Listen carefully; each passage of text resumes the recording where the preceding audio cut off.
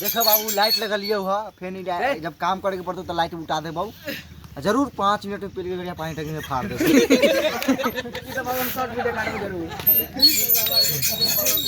उधर एक निशान था बाद में बात करते हैं।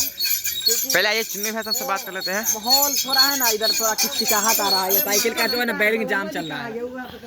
बोलो कि काट काट के बनाओ ना कि सर किस लगे चट्टी पहने आप एक मिनट सर नहीं नहीं छोड़िए ना बाद में दिखाएंगे हम घर देखते हैं। सब पता चल रहा है सब पता चल रहा है। वो आप चड्डी चटनी नहीं पहने हो ना आप।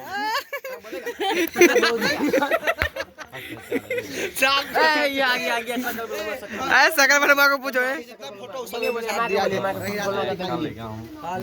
अच्छा लगे इनसे संपर्क करो। इधर मीटिंग सर कैसा लग रहा है लाइट लगाकर?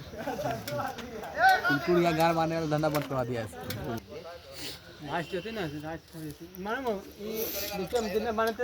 सर उनके घर फाड़ दो।